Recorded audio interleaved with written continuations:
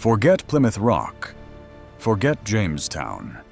You are standing on the swampy, salt-choked shores of Florida, and the year is 1565. 55 years before the Pilgrims ever thought of setting foot on this continent. You are witnessing the true beginning of European settlement in America. The air is thick, saturated with 100% humidity that feels like breathing through a wet wool blanket. The midday sun beats down with unforgiving intensity, and the incessant, maddening whine of millions of mosquitoes fills your ears. You squint against the glare, looking out at the turquoise water, as a battered Spanish fleet finally drops anchor. Out steps Admiral Pedro Menéndez de Avilés. He looks exhausted, his armor heavy and unsuited for this tropical inferno, his men equally worn after surviving a brutal voyage across the Atlantic. They wade through the shallow surf and plant the flag of Spain into the sandy earth, claiming this wild, unforgiving territory for King Philip II. They name it St. Augustine. To them, this is a moment of triumph, a divine mandate fulfilled on the feast of St. Augustine. But what they don't know, what you are about to discover, is that this isn't just a simple colonization mission. It's a desperate race for survival.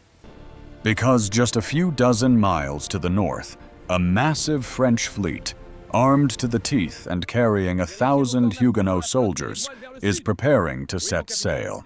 Their singular, bloody objective? To wipe this fragile Spanish beachhead off the map and slaughter every single person standing on this sand. Welcome to the real first chapter of American history. This is not the romanticized colonization of paintings. There are no grand stone cathedrals waiting for them, no neatly paved streets.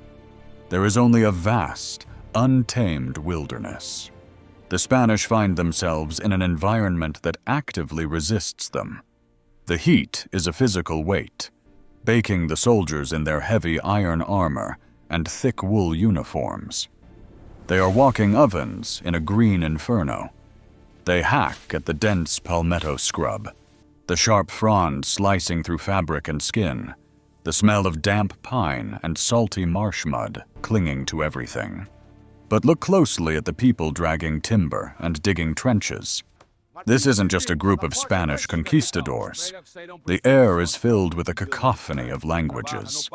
You hear the rapid-fire commands in Spanish, yes, but also the lilt of Portuguese, the guttural tones of German mercenaries, and the distinct cadences of various West African languages. This early expedition is surprisingly diverse. There are free and enslaved Africans among them, individuals who are crucial to the survival of the settlement. They are the blacksmiths forging nails, the carpenters shaping the rough-hewn timber, the laborers carrying the impossible loads. They are, in a very real sense, the foundational builders of this first American city, their sweat mixing with the Florida sand long before the English ever arrived. There is no time to rest. They are frantically working to transform a large communal structure, previously the council house of the local Native American village of Seloy, into a makeshift defensive position. They dig a frantic ditch around it, throwing up a breast-high earthwork of sand and logs. Every swing of the axe, every shovelful of dirt, is driven by the terrifying knowledge that the French are coming.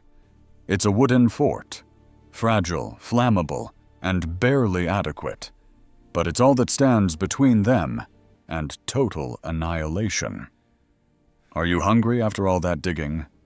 Good, but don't expect a neatly roasted turkey, cranberry sauce, or pumpkin pie. What you've been taught about the origins of American Thanksgiving is a comfortable myth. It is September 8th, 1565. Father Francisco Lopez de Mendoza Grajales steps forward to celebrate the first Catholic Mass on these shores. The setting is raw. a crude wooden altar set against a backdrop of dense forest and crashing waves. Following the solemn prayers of gratitude for their survival, Menéndez orders a feast. He invites their new, uneasy landlords to join them. This is the true first Thanksgiving in America, taking place 55 years before the Pilgrims sat down in Plymouth. And the menu? It's a harsh reality check. The Spanish have no fresh crops. They are eating the leftovers from a grueling ocean crossing. The air fills with the smell of cocido, a heavy stew made from salted pork, garlic, and garbanzo beans. They gnaw on ship's biscuit, hardtack, that is tough enough to break a tooth, washing it down with strong red wine from wooden casks. The Timucua guests add their own local bounty to the spread. Fresh oysters hauled from the tidal creeks, fish roasted over open fires, and perhaps some venison or wild turkey. It is a moment of shared sustenance, a brief interlude of peace. They eat together on the sandy ground, communicating through gestures and the universal language of food. But look closely at the Spanish soldiers as they chew their hardtack. Their eyes constantly scan the horizon. The celebration is overshadowed by a grim, unspoken truth. This food will only last them a few weeks. If a supply ship doesn't arrive soon, this feast of Thanksgiving will be their last. As the feast winds down, you look toward the edge of the tree line. Standing there, watching the Spaniards with a mix of curiosity and guarded wariness, are the true masters of this land, the Timucua. Led by their chief, Seloy, they cut a striking figure. They are significantly taller than the average European, their skin bronzed by the sun and decorated with intricate, meaningful tattoos that tell stories of lineage and valor. To them, this environment isn't a hostile wilderness. It's a well-managed home, rich with resources they know intimately. The history books often paint a picture of European conquerors arriving and immediately dominating the landscape. That is a lie. Here, in 1565, the Spanish are entirely dependent. Menéndez hasn't conquered this territory. He has essentially rented it. The Spanish are squatting in the Timucua's communal council house, a massive, palm-thatched structure that dwarfs any building they could currently construct. They rely on Seloy's people not just for shelter, but for their very survival. Without the corn the Timucua grow, the oysters they harvest, and the knowledge they possess, this entire Spanish camp would starve to death within a month. A fragile alliance is brokered. In exchange for the use of the council house and desperately needed food, Menéndez offers glass beads, iron axes, and the implicit promise of military support against rival tribes. It seems like a pragmatic arrangement, a temporary compromise. But you know the grim trajectory of history. The Timucua's generosity in allowing these strangers a foothold is a decision that will ultimately alter their destiny in the most devastating way imaginable. This uneasy peace is just the calm before a storm of greed, disease, and imperial ambition. It is midday, and the Florida heat has reached a stifling, oppressive climax. Inside the camp, the grim reality of their situation is rapidly setting in. The drinking water in the wooden casks, hauled over from the long and brutal Atlantic voyage, has grown stagnant, coated in a thick, foul layer of green algae. Men are already falling ill with fever. The biting sand fleas and relentless swarms of mosquitoes are driving them to the absolute brink of madness. As you walk among the makeshift tents, you can hear the low, angry murmurs spreading through the exhausted ranks. These Spanish soldiers did not cross a perilous ocean to dig muddy trenches in a suffocating swamp. They came for gold. They came for the fabled riches of the new world they had been promised by the crown. Instead, they are being eaten alive by insects, staring down the barrel of starvation and waiting to be slaughtered by a rival armada. The whispers of mutiny begin to snake through the encampment like venom. But Admiral Pedro Menéndez de Avilés is not a man who tolerates even a breath of dissent. You watch him patrol the chaotic, muddy grounds, his dark eyes sharp and unyielding. He is a seasoned commander who rules with an iron fist and an unwavering religious zeal. He knows precisely where the breaking point of his men lies, and he is fully prepared to hang any deserter from the nearest live oak tree to maintain absolute order. He demands total obedience, pushing his ragged forces to fortify their meager defenses with whatever timber they can quickly scavenge. The tension is a tangible, heavy thing, wrapping around the camp as tightly as the coastal humidity. Menéndez can crush a human rebellion with sheer, calculated ruthlessness, but he cannot command the natural world.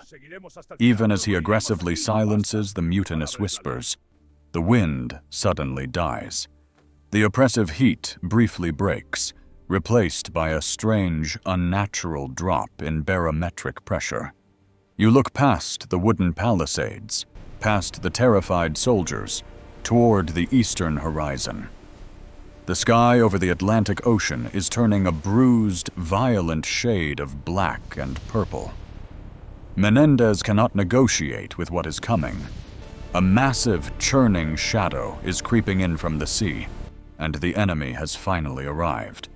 But why are they here, on this desolate beach, suffering through the heat and disease? King Philip II of Spain didn't send Pedro Menéndez on a vacation or a scientific expedition. This is a holy war. Just 40 miles to the north, a group of French Protestants, Huguenots, have dared to establish a settlement called Fort Caroline. To the fiercely Catholic Spanish Empire, the existence of Fort Caroline isn't just a blatant territorial intrusion. It's a direct insult to God.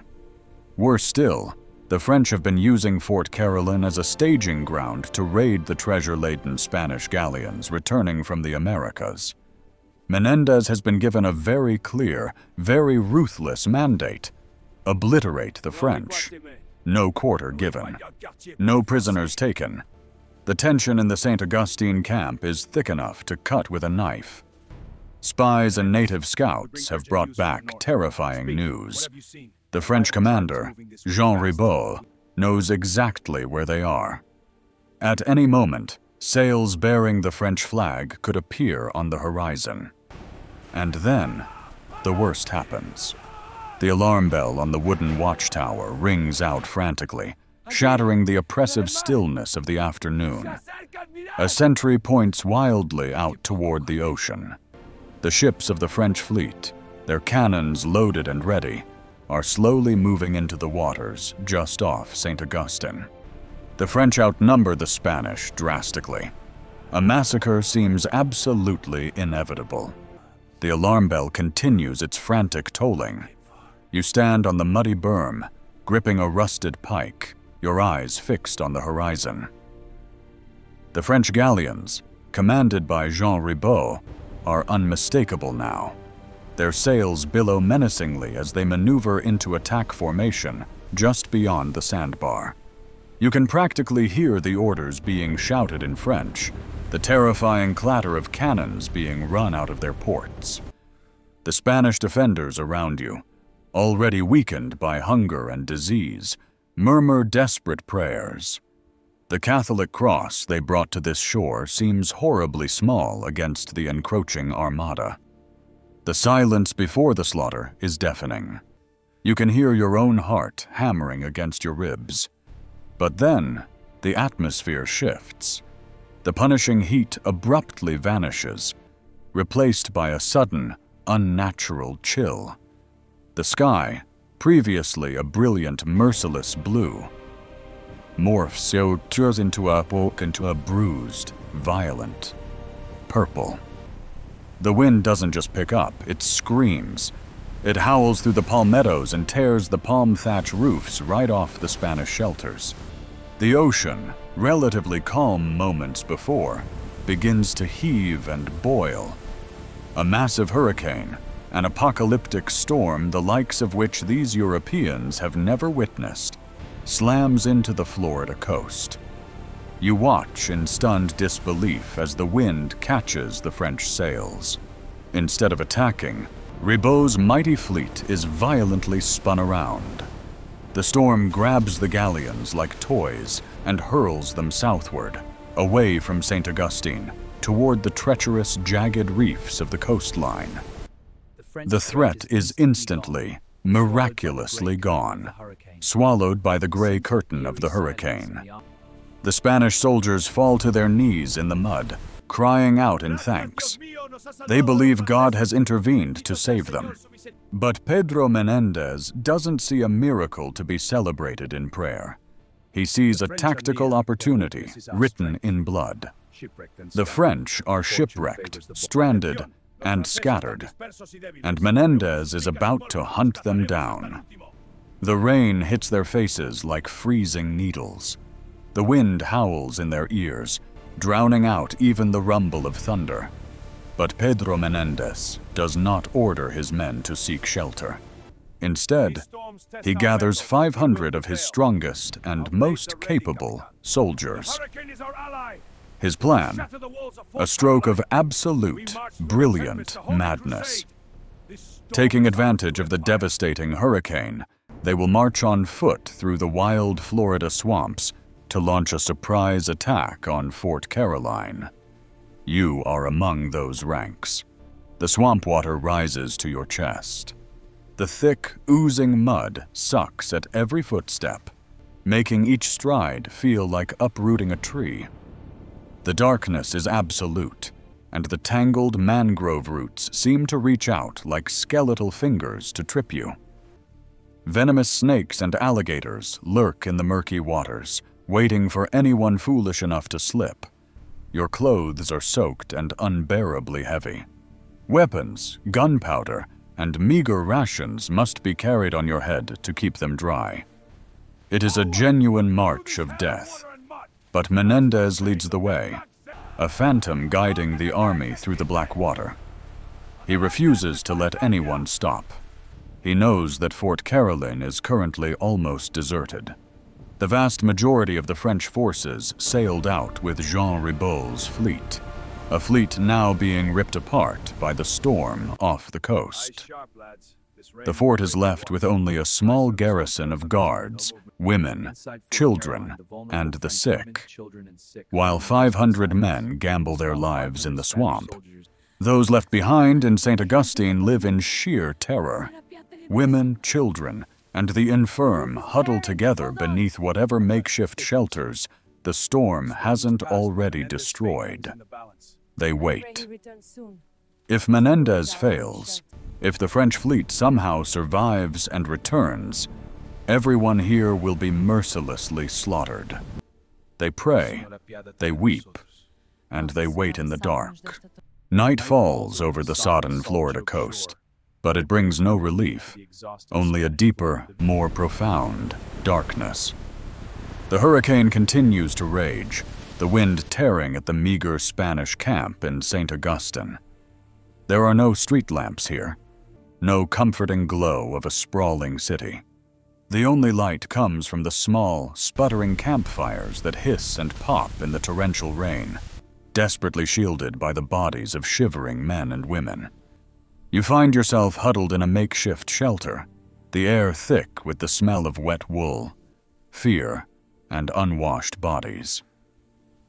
The sounds of this precarious settlement blend into a haunting symphony of survival. Nearby, a group of Spanish soldiers murmurs fervent prayers to St. Augustine, the patron saint they hope will deliver them from this hellish ordeal. From another cluster of lean-tos, you catch the low, rhythmic cadences of enslaved and free Africans sharing stories, a subtle form of resistance and cultural preservation in an alien land. And if you listen closely, beneath the roar of the ocean, you can hear the distant, steady drumming from the Timucua village, a stark reminder that you are guests in an ancient world that does not belong to you. The isolation is absolute. You are thousands of miles from the familiar shores of Europe, clinging to the very edge of a vast, uncharted continent. Every shadow seems to hide a threat.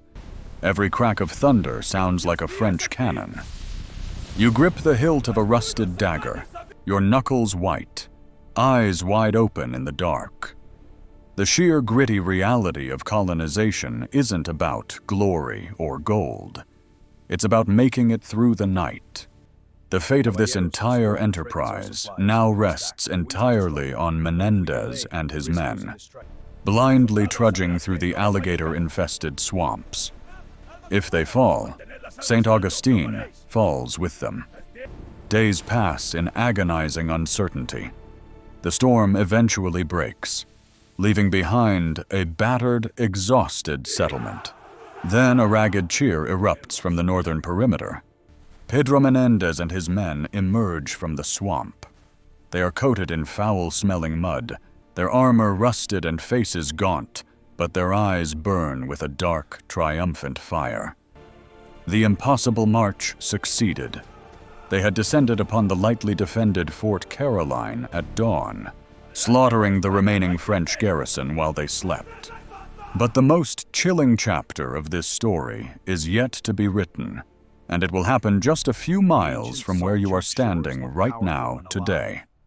Word soon arrives that the mighty French fleet, the very ships that had terrified the Spanish camp just days ago, has been completely destroyed by the hurricane. Hundreds of French survivors are marooned on the beaches to the south, starving, exhausted, and defenseless. Menéndez marches down to meet them at a narrow coastal inlet. The French, hoping for the mercy of fellow Christians, surrender their weapons. But this is a holy war, and Menéndez's royal orders from the king leave no room for mercy. He has the French soldiers' hands bound tightly behind their backs. He draws a line in the white Florida sand with his sword. As each French prisoner steps across that line, they are systematically executed. The turquoise waters of the inlet turn a sickening, brilliant red. Because of the sheer scale of the bloodshed that day, the inlet earns a dark and permanent name: Matanzas, the Spanish word for slaughters.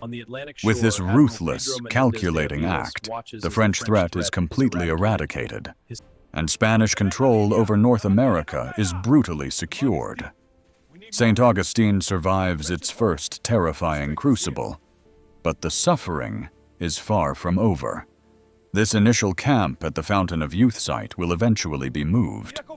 The fragile wooden forts they build will rot in the punishing humidity, be eaten by relentless termites, and be repeatedly burned to the ground by English privateers like Sir Francis Drake in 1586 and the pirate Robert Searle in 1668. For 100 long years, this city will remain a desperate, struggling military outpost, holding onto the very edge of the continent by its fingernails. But the Spanish refuse to leave. Finally, learning from a century of fire, rot, and bloodshed, they will build a massive, impenetrable fortress out of local shellstone called Coquina, the Castillo de San Marcos. It is a legendary fortress that will never fall to enemy fire. The English colonies of Jamestown and Plymouth will eventually claim the spotlight in the standard history textbooks, but the true foundation of European settlement in the United States was laid right here in the muddy, mosquito-infested swamps of Florida. The cultural DNA of St. Augustine, a complex, vibrant blending of Spanish, African, and Native American lives, was forged half a century before the Mayflower ever set sail. You can feel the weight of this incredible legacy in the very air you breathe. When you walk through the historic district of St. Augustine today, You are still walking on the exact street grids laid out by these early pioneers. The narrow alleys, the hidden courtyards, and the heavy Spanish architectural influence are not modern recreations. They are the living, breathing ghosts of 1565. You have spent 24 hours in the raw, unforgiving birth of America's oldest city. You have witnessed the multicultural chaos, the desperate struggle against nature, and the blood-soaked decisions that changed the course of history forever. The comfortable myth of a peaceful, turkey-filled first Thanksgiving has been replaced by the gritty, terrifying truth of colonial survival. Welcome to Time Warp Cities. If you want to uncover the hidden, unfiltered histories of more early American settlements, hit that subscribe button, leave a like, and let us know in the comments below which city we should reconstruct next. The past is never truly dead. It is just waiting to be completely unearthed.